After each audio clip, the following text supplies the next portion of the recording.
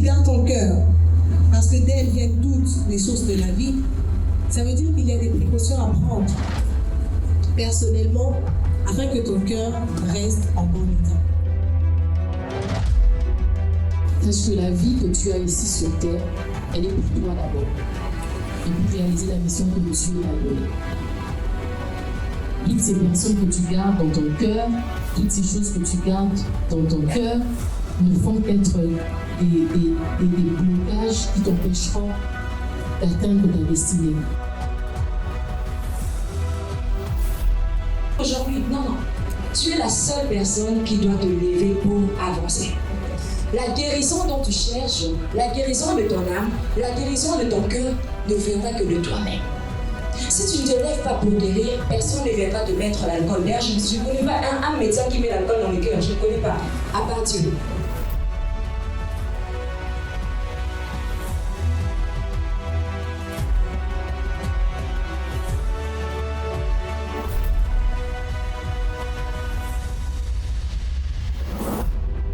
Et notre vie, en fait, c'est Dieu qui nous a créés.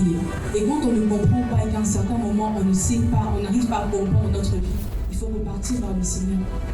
Il faut repartir vers le Seigneur.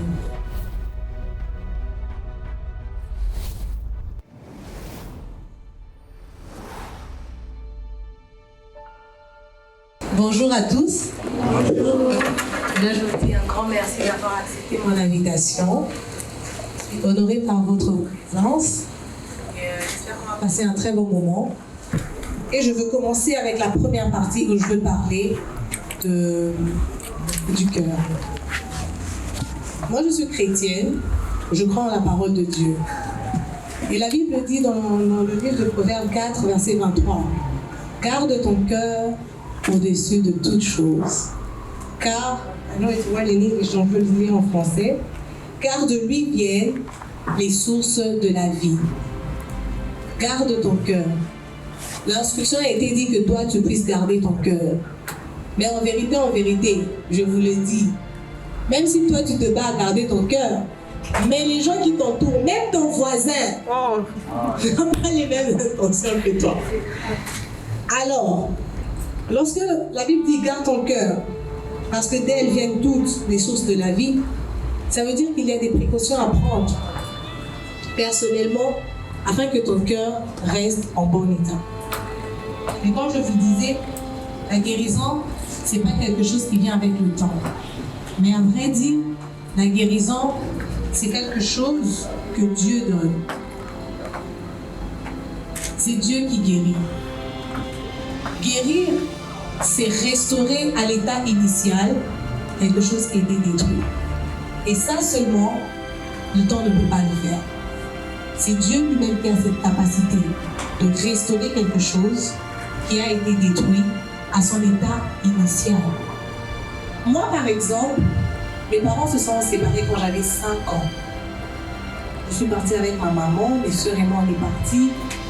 Et c'était Dieu. Déjà avant même que les parents se séparent, à la maison, c'était devenu chaotique. On était des enfants, on pouvait voir nos parents se battre, on pouvait voir nos parents se gueuler, on pouvait voir toutes ces choses-là. Et jusqu'à ce qu'un jour, je me souviens, on est parti. Moi, j'étais petite, mais j'ai quand même les images dans ma tête. On est parti, on a dû quitter la maison et on a commencé à vivre ailleurs, chez une tante. Elle nous a donné sa parcelle, elle n'était pas là. Et là, on est à 4, donc j'ai un grand frère qui est parti chez mon oncle. Mes 3 sœurs, donc mes 2 sœurs et moi, et notre maman était dans cette maison-là. Et ma mère devait maintenant sortir pour chercher de l'argent, pour travailler et tout ça. Elle ne le faisait pas avant parce qu'on habitait avec papa, il prenait soin de nous. Mais quand ils se sont séparés, elle a dû faire ça. Et on était vraiment, je ne dirais pas abandonnés, mais on était seuls. J'ai commencé à développer une haine ou encore un comportement assez dur, naturellement comme ça, qui en vrai n'était vraiment pas la personne dont je suis. Vous voyez, j'ai créé une carapace, quelque chose pour me cacher, quelque chose pour cacher que, pour éviter d'être blessée. Je voyais ma mère, je voyais comment elle pleurait des fois. J'ai dit, ah, les hommes sont comme ça. Donc les hommes, ils blessent les gens. Et au début, moi, j'avais des relations très up and down avec le sexe masculin en général. Et c'est comme ça que j'ai commencé à grandir. J'ai eu toutes ces choses-là. Comment on peut dire? J'ai cette négligence un peu, si je peux dire. Papa n'était pas là, maman n'était pas là. Et beaucoup d'entre nous, on a nos histoires personnelles. Chacun va se retrouver dans son histoire, où il sait comment il a grandi dans la famille, qu'est-ce que ça lui a apporté, ce qu'il n'a pas pu trouver, ce qu'il n'a pas pu recevoir. Vous comprenez? Et moi, c'était un peu ça. Et j'ai grandi comme ça. Et en grandissant, j'ai remarqué que j'ai commencé à développer des signes que je veux partager avec vous, ce qu'on appelle les signes de la négligence émotionnelle de l'enfance. Je vais partager avec vous 4 signes. Il y en a tout plein, mais les 4 signes que je vais partager avec vous, c'est ceux qui sont les plus communs, que vous retrouverez plusieurs fois, presque partout, même chez vous-même, chez des personnes que vous connaissez. Et vous allez comprendre pourquoi les gens réagissent d'une certaine manière, d'accord? Alors, le premier signe de la négligence émotionnelle de l'enfance, c'est une personne qui veut plaire à tout le monde.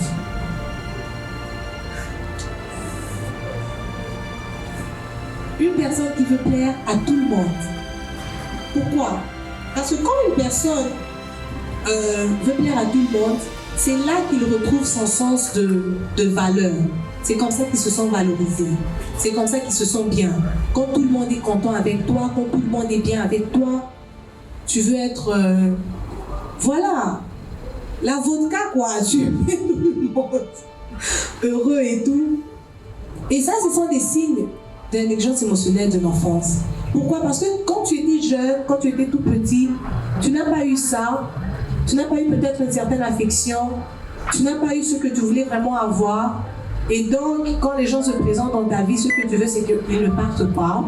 Alors, tu te forces à plaire aux gens à un niveau où toi-même, tu mets tes valeurs, tu mets ta personne après. C'est intolérable. Une personne doit se valoriser lui-même avant. Tu es ta priorité. Vouloir mettre les gens, même si quand il y a un mauvais traitement ou quoi que ce soit, tu es prête à accepter ça parce que tout simplement tu veux que les gens puissent être amis. Tu veux plaire à tout le monde. Ça, c'est un défaut que les gens accumulent pendant leur enfance parce qu'ils ont perdu cette chose-là quand ils étaient encore tout petits. Vous voyez? Et si tu es ici et que c'est quelque chose dont tu souffres, si je peux dire ça, j'aimerais te dire que tu devrais prendre ta vie comme une priorité. Tu es ta priorité. Fais-toi plaisir à toi premièrement. Pas dans le sens où tu es selfish. Selfish, c'est tu es égoïste. Pas dans le sens où tu es égoïste. Mais pas non plus dans le sens où tu acceptes tous les mauvais traitements tout simplement parce que tu veux plaire aux gens. Tu vois un peu.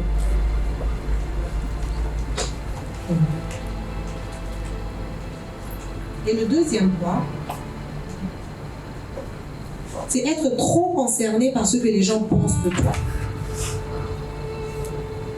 Écoute, j'étais un jour avec quelqu'un qui voulait poster quelque chose sur son statut. Et il dit, ah non, on se l'a posté en bas de parole. Et puis il a changé une autre photo. Ah, t'es beau, maintenant. J'ai dit, papa, tu veux poster ou tu veux pas poster? Poste! Mais moi, je m'en fous de ce que les gens vont penser. Tu es tellement concerné de ce que les gens pensent de toi. De comment tu... m'habille bien. Écoute, des fois, lève-toi devant le miroir. Bon, sois raisonnable. Je viens de t'habiller, de te maquiller, n'importe comment. Mais lève-toi devant le miroir. Regarde-toi. Dis-moi, je suis bien.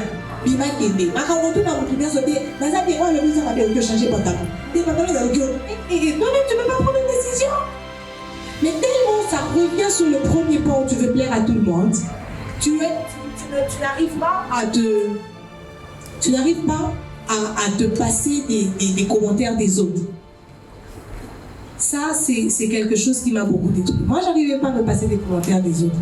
Et des fois, c'est même les commentaires seulement qu'on te dit même dans la bouche comme ça. Dans ce cas, on te dit que c'est fini. journée nous est baby. Tu commences à demander à tout le monde. Vraiment, si tu es là à Kabarate, maman, est-ce que tu es là à parce que tellement de le moi, attends, je m'en fous parce que je connais qui je suis. Si je n'ai pas donné, ça ne veut pas dire que je ne partage pas. Il y a des personnes à qui j'ai donné dans la vie. Si toi, ça arrive que je ne donne pas, j'ai le droit. Tu vois, je suis arrivée à un niveau dans ma vie où quand j'ai guéri de toutes ces choses, j'ai compris que j'ai le droit de faire ce que je veux. J'ai le droit de décider si je veux te donner ou pas. J'ai le droit. Si on le dit dans Kabarate, c'est toi. Si quelqu'un dit seulement que Zolo ne zaka comme maman nangae, ta journée baby, tout ce que tu voulais faire et baby, tu commences à... J'ai une nièce, c'est pas une nièce, une cousine, on lui disait qu'elle avait un gros front. Et du coup, à un moment donné, à Komakaka, à Kangisuki, à Kitissimi Balebo, elle faisait pas ça avant. Mais avec le temps, ses amis à l'école disaient qu'elle avait un gros front. Kangisuki, Kitissimi Balebo, elle a des longs cheveux quand même.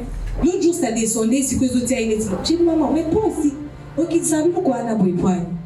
Oh non, I'm hiding my forehead. Je cache mon front. Tu caches ton front? Quel front? Et si tu as un gros front, c'est ta beauté. Pourquoi tu vas cacher? Maintenant, tu as des cheveux dans ta bouche. Est-ce que les gens là, ils ont des cheveux dans leur bouche maintenant? Maintenant, toi, tu as des cheveux dans ta bouche, tu vas te gêner toute ta vie parce qu'on t'a dit que tu as un gros... C'est ton front. Tu vois un peu? Arrête d'être concerné, trop concerné parce que les gens disent. Il y a des conseils que les gens peuvent te donner gentiment. Toi-même, tu analyses. Ok, ce conseil, d'accord. Mais être tellement concerné, vous voyez un peu de quoi je parle. Parce que les gens disent, ça va te détruire. Ça va détruire ta vie, ça va détruire ta vision sur toi-même. Ça va te détruire. Tu es concerné parce que Dieu dit qui tu es. Pas parce que les gens disent, pas parce que les gens définissent de toi, mais ce que Dieu définit de toi. On comprend un peu. Donc le troisième point, c'est la gratification instantanée. Qu'est-ce que la gratification instantanée? Ça vient avec un sentiment, je lis, ça vient avec un sentiment que les gens te doivent quelque chose. Vous voyez un peu? Parce que quelqu'un n'a pas répondu à ton message après 30 minutes ou 1 heure ou je sais pas. Donc au baby, au petit, à la ligne, au bimi. Et ça lui plaît, au bimi. Mais tu sais même pas ce que la personne fait. Moi, si tu m'écris dans ta vie, tu vas être vexé, on dit quoi? Tu vas être offensé. À 150%. J'ai du mal à répondre. Et j'ai beaucoup de messages des fois. Ceux qui à la prochaine. Mais c'est pas parce que je n'aime pas ces personnes. Mais tu as tellement ce sentiment de instant gratification, de la gratification instantanée. C'est quoi? C'est parce que tu penses que si quelqu'un ne répond pas à ton message tout de suite, ou quoi que ce soit, elle t'a pas valorisé. Tu n'as pas de valeur. Tu te sens directement mal. Tu n'es plus bien dans ta peau. Je veux qu'on soit honnête. Combien d'entre nous ont déjà vu?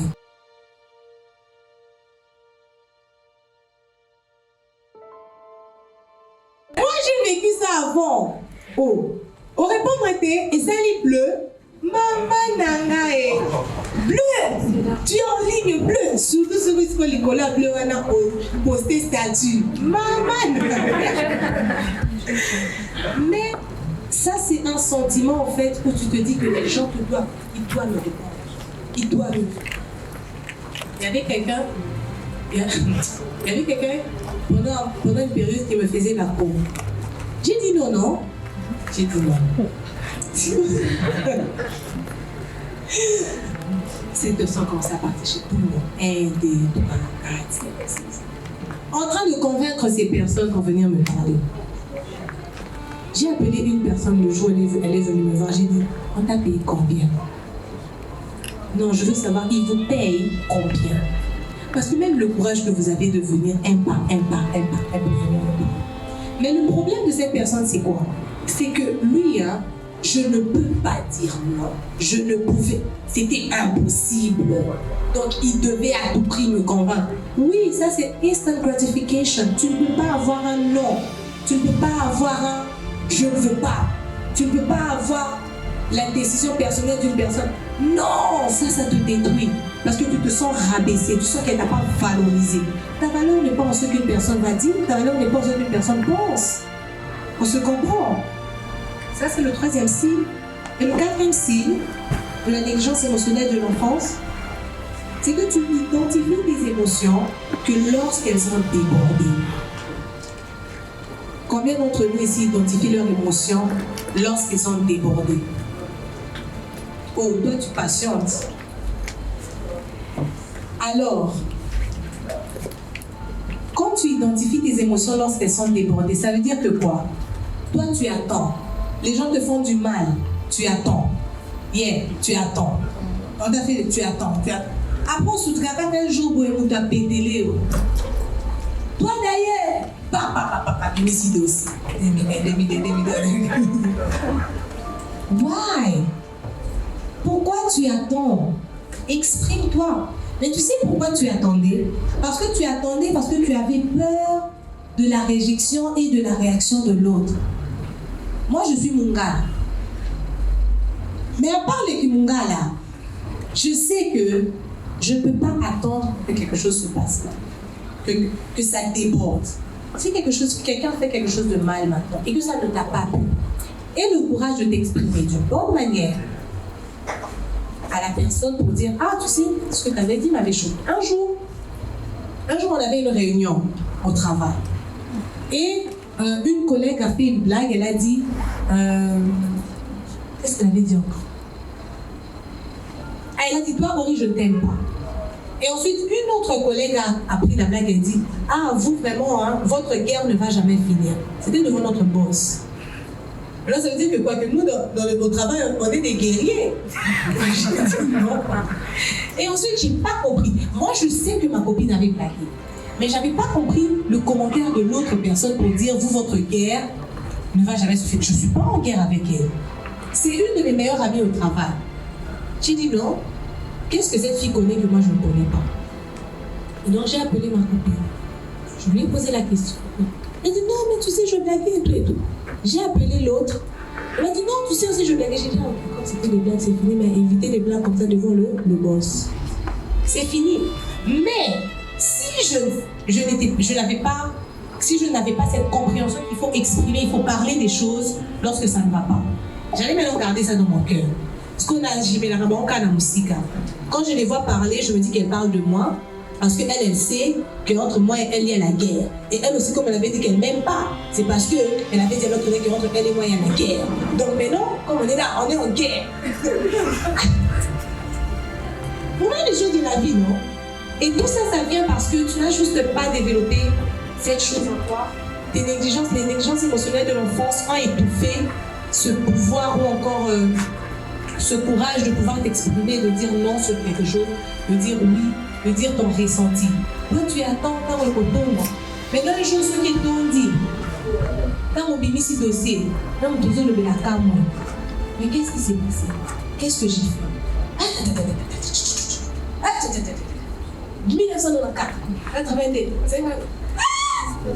donc apprends à exprimer tes sentiments lorsque ils sont... apprends à exprimer tes sentiments avant que ça ne déborde. Si moi, par exemple, j'avais un problème de colère, moi, quand j'exprime mes sentiments, en tant que mon gars là qui se respecte, je n'exprime pas ça doucement. D'accord? Mais il faut que tu comprennes, les yeux s'ouvrent, la bouche et le doigt comme ça. Il faut que tu comprennes. Mais j'ai travaillé sur le fait que tu peux te faire comprendre sans taper la table. Tu peux te faire comprendre sans hausser le ton. Tu vas te faire comprendre. Tu expliques ton cas, tu parles de la chose et ça passe. Et c'est ça, ça fait partie de ta communication. Et même dans les relations, tu vois, pour la vie, on va aller à bloquer au cacaboé, tu peux éviter pour les mamans, c'est à bloquer au cacaboé. Or, toutes ces choses, ça affecte même nos relations avec les autres personnes. Parce que tu as maintenant, la personne peut avoir même l'impression que tu demandes de trop. Tu en fais de trop. Or que pour toi, c'est ça, c'est normal. c'est ce dont tu as besoin. Tu as tellement placé tes sentiments sur ce que les gens vont penser de toi, sur la gratification de cette personne, de celui-ci ou celui-là. Si le matin il se réveille, il t'a pas écrit, ça veut dire qu'il est maintenant avec une autre personne. Donc toutes ces choses-là, tu vois un peu, non? Tout ça, ce sont des signes qui montrent que tu as été affecté dès ton enfance. Il y a des choses qui manquent. Mais je sais que comme tu as appris aujourd'hui, tu vas mettre en pratique. Tu vas commencer à, dès que tu vois seulement, c'est mon pas. Non, là, il faut maintenant que je change. D'accord? Alors, on va passer à notre deuxième point, où je vais parler du chagrin d'amour. C'est chaud. Quand quelqu'un a vu le thème de la conférence, m'a dit, on m'a dit, j'étais en train d'inviter quelqu'un, et la personne m'a dit, oh, vous allez parler du gourmet. Elle m'a dit, vous allez parler du gourmet. J'ai dit, bon, oui, d'abord, on parlait du gourmet. Mais en fait, le chagrin d'amour, comme la négligence émotionnelle de l'enfance, c'est une des choses qui détruit énormément les gens. Qu'on le veuille ou pas. Le chagrin d'amour peut détruire. Ma boïo.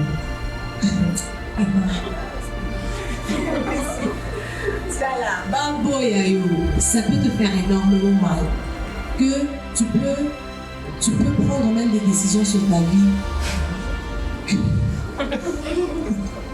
Ma soeur, pourquoi tu me réponds? Tu peux prendre même des décisions sur ta vie que tu n'as jamais imaginées.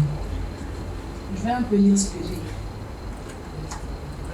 Le chagrin d'amour est causé par le choc de voir la personne que tu as aimée profondément te faire quelque chose dont tu n'as jamais cru qu'elle pouvait te faire. Je vais vous raconter une histoire. Pendant une période de la vie, j'ai rencontré quelqu'un, un être humain. J'arrête.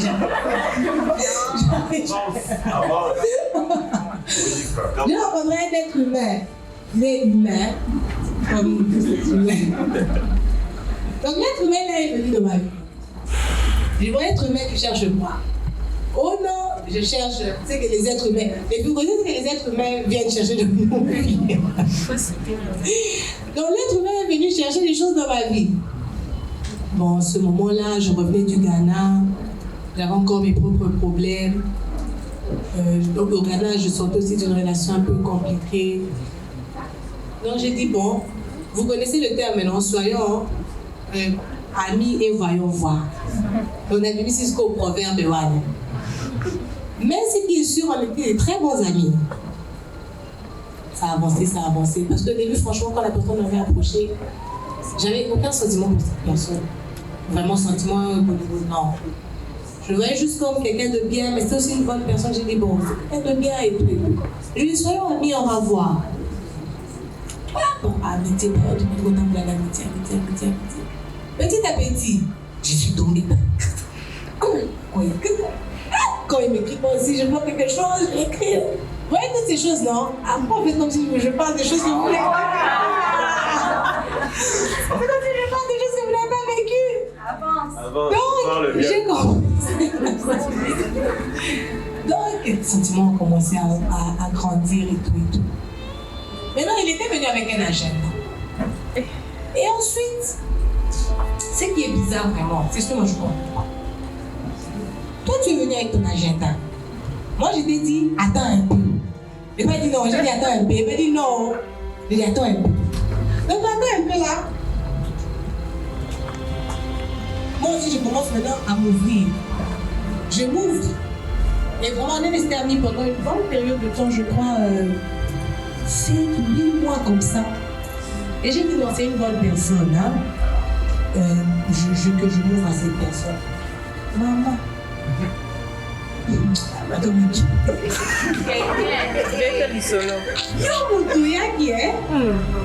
m'ouvre à la personne. Petit à petit, comme si la personne commençait à step back, you know? Like, what's stepping back? Genre reculer, voilà. Oh, mon ami. C'est comme s'il reculait, c'est comme s'il devenait un peu froid et tout. Moi, je lui demande, qu'est-ce qui ne va pas? Oh non, rien. Il préparait le mariage de son frère. Oh non, je prépare le mariage de mon frère. Donc je suis devenue très busy. C'est quand ça, c'est quelqu'un quand je n'écris pas, du matin à 12h, je reçois des messages. Quel silence! Pourquoi tu es si silencieuse? Ça, c'est quelqu'un. Un jour, j'ai fait un message. 4 jours plus tard, la personne m'écrit: Oh my bad, I didn't see your message. C'est genre, oh my bad, les amis en français. C'est genre, oh mon Dieu, j'avais pas vu dans mes 4 ans. C'est mon message que tu n'as pas vu aujourd'hui. Moi, mon message, tu l'as pas vu 4 jours après. Oh, maman. Après, dans une journée, si je n'écris même pas, seulement du matin au soir, why are you so silent? Fait 4 jours, moi, mon message, oh my bad. Et je n'ai rien dit. Continuons. On a continué et tout. Vraiment, mais j'ai commencé à sentir que la personne était devenue froide. J'ai commencé à me poser des questions, mais pourquoi elle devient froide et tout ça? Qu'est-ce qui ne va pas? Vous allez moi Dieu éternel des armées, l'homme de Galilée. L'homme de Galilée me donne un songe. Dans le rêve, ce rêve est un peu long, mais tu sais que je le vois avec une autre fille. Je me réveille le matin. Le mari qui va m'épouser s'il me trompe.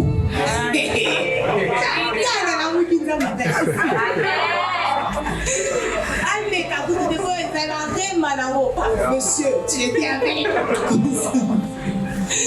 Donc, du coup, je dors, je fais un rêve. Je jouais avec quelqu'un d'autre, je jouais avec une fille. Et la fille, c'était son ex. J'ai le nom, le visage, tout. Et c'est un don que j'ai. Dieu me montre vraiment les choses clairement. Dans les rêves, je vois vraiment les choses clairement. Donc, j'ai pris, je l'ai pris le lendemain quand je m'avais écrit tout. Je lui ai dit, ça va et tout. Oui, ça va. Ensuite, j'ai commencé maintenant à lui poser des questions sur son ex et tout ça. Oh oui, et tout. Je lui ai dit, est-ce que vous êtes réunis ensemble? Non, on parle seulement bien et tout ça. Parce que Néné, ça me doutait la l'autre qui. Bon, d'accord. Et puis, des fois, quand tu as des sentiments, tu essaies souvent de banaliser beaucoup de choses et tout ça. Et ensuite, c'est arrivé qu'une amie en commun, elle a fondé la mémoire. Donc, elle est dans la biscuit. La mémoire est fondée.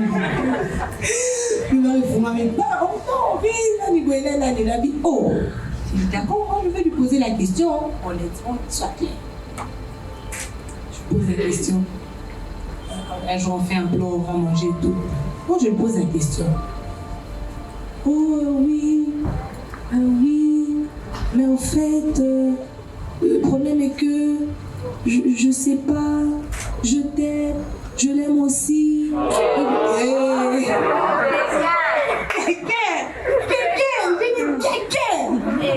je l'aime, je t'aime aussi.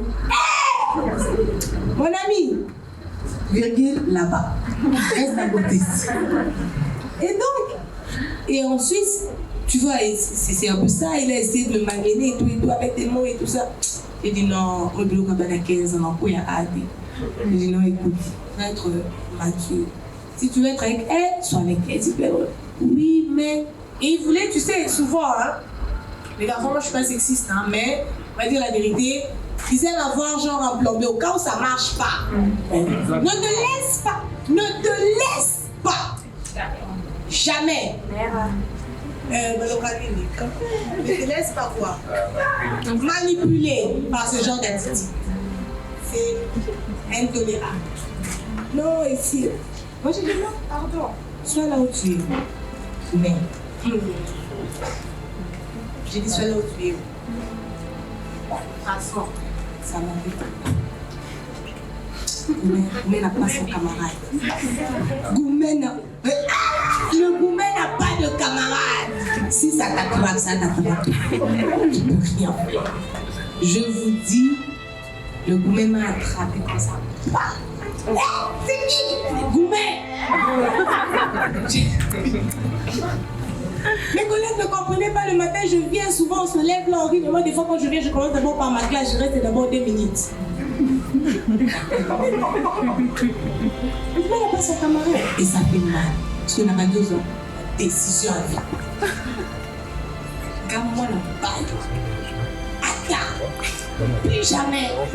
Qui n'a jamais pris ses décisions ici? Oh, au bâti Bicolo, Ngabaluba. Plus jamais. Ngabasakata, plus jamais.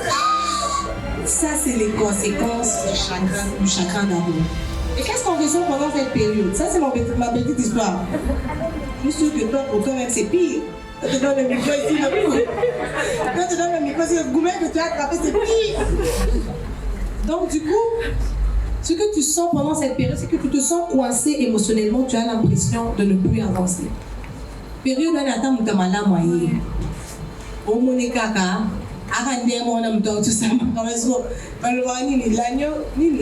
le loup sous la peau d'un agneau. Alors, on a un bonbon. D'accord. On a gentil, mais après quelques minutes, on va pas. Oui, ça va, je l'aime aussi, je l'aime aussi. Oui, ça va plus ou moins. Tu te sens coincé.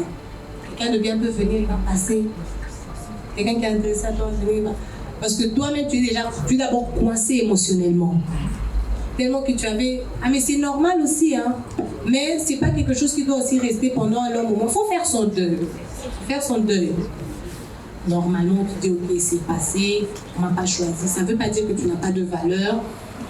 Ça veut pas dire que tu n'es pas bien. Ça veut pas dire que quelqu'un de bien ne va pas venir vers toi. Mais, prends ton temps, fais ton deuil, passe à autre chose.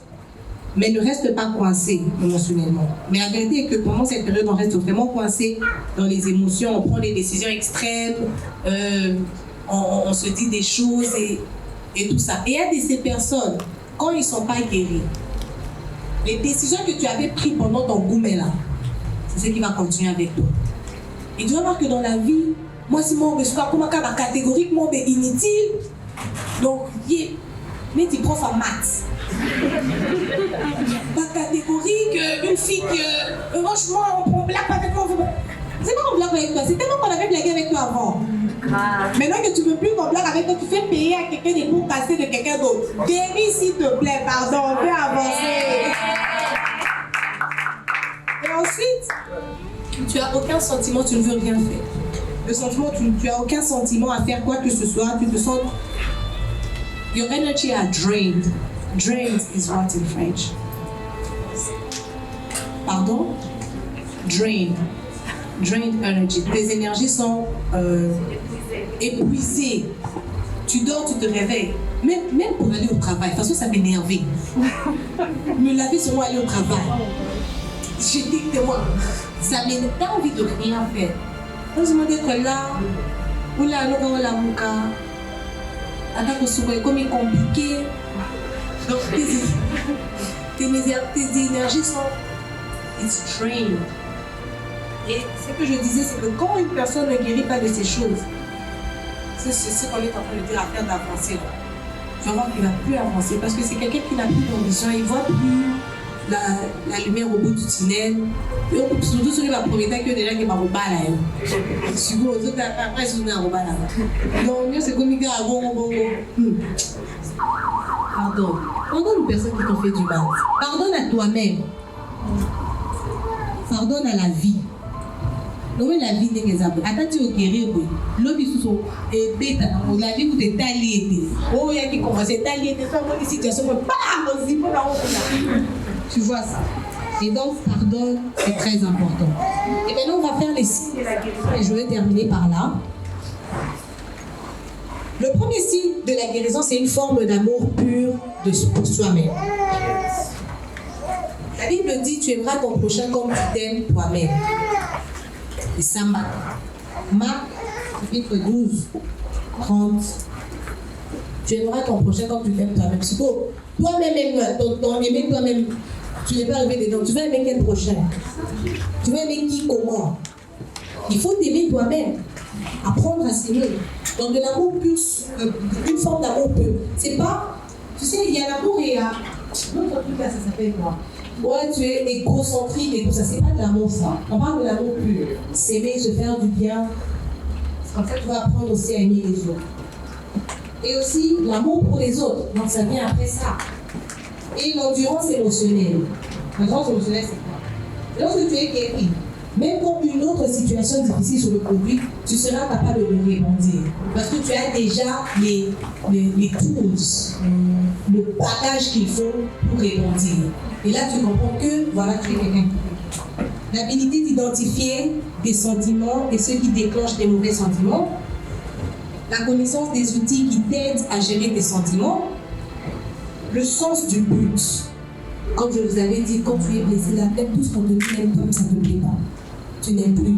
Tu ne veux plus faire, rien faire, tu ne veux plus aller au travail, tu ne veux plus rien faire.